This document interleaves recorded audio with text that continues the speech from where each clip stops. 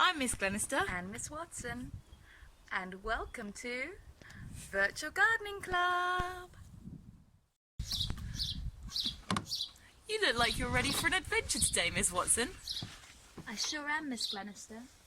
The weather has been so lovely lately that I've decided to go for a walk in the local woodland near my house. Oh, how exciting! An episode of Virtual Gardening Club in nature's very own garden.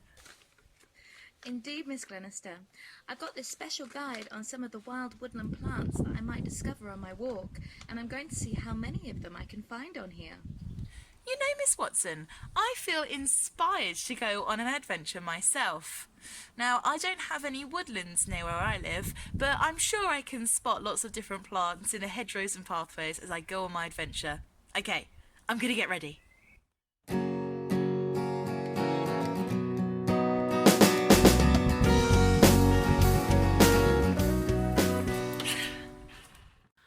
I've arrived in the woods, Miss Glenister.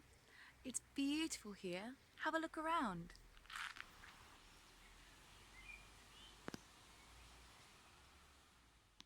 I ended up in the sensory garden in Girton, Miss Watson.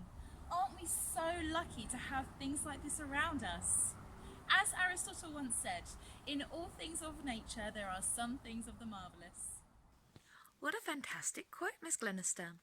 Speaking of something marvellous, I've just discovered something very fantastic just over here. Would you like to come and see it with me? That would be lovely, Miss Watson. Do you recognise these? These are going to become delicious blackberries very soon. They've got lovely soft pink flowers, and I think if I look a little bit over this way, I can even see some that are starting to develop their blackberries.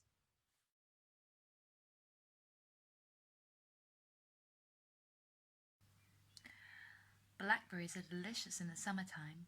You can make all sorts of things with them. Blackberry pie, blackberry crumble, blackberry jam, or even some blackberry cordial. How interesting, Miss Watson. Although I guess you'd have to check a few times that it really is that, because you don't want to accidentally use a plant that makes you itchy, or, even worse, is poisonous. You're quite right, Miss Glenister.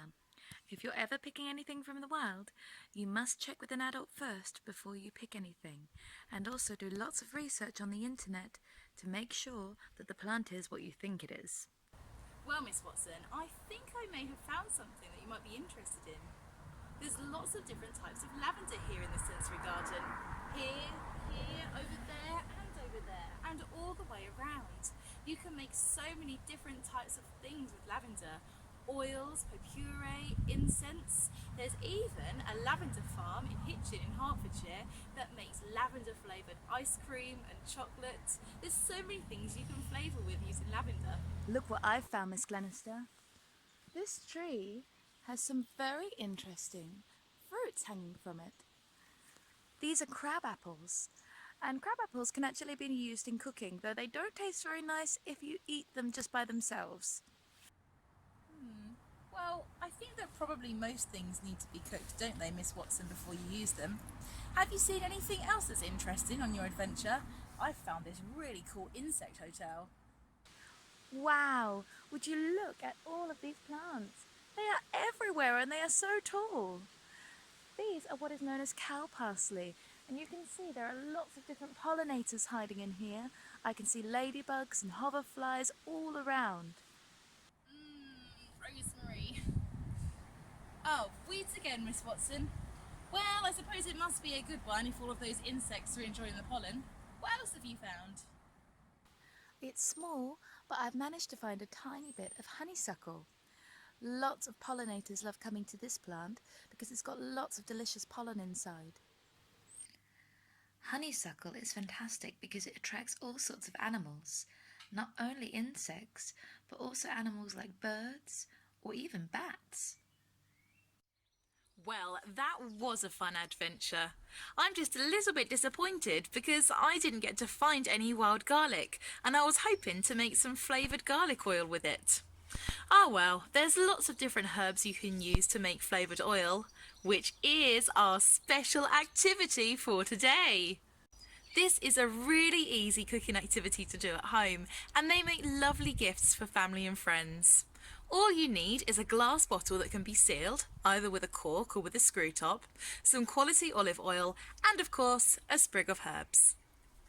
In my garden, I have thyme, mint, a not very happy looking basil plant, and a not very happy looking coriander plant, but a very happy rosemary plant. Could I use any of those to make oil, Miss Glenister? You definitely could, Miss Watson. You could also use some other herbs, like sage. Great.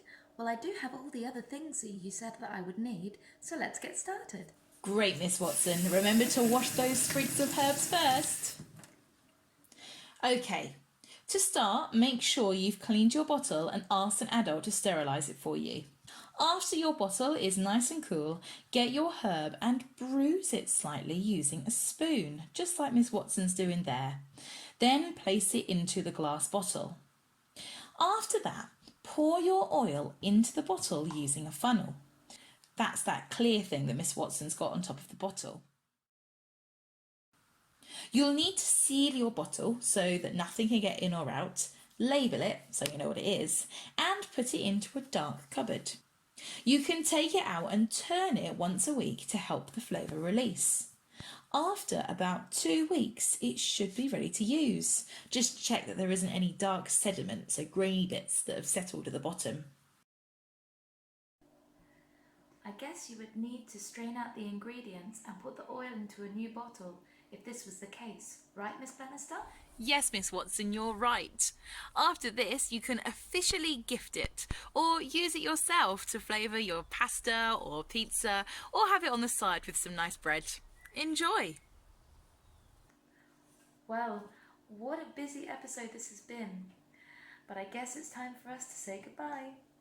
We'll see you next week for another episode of Virtual Gardening Club.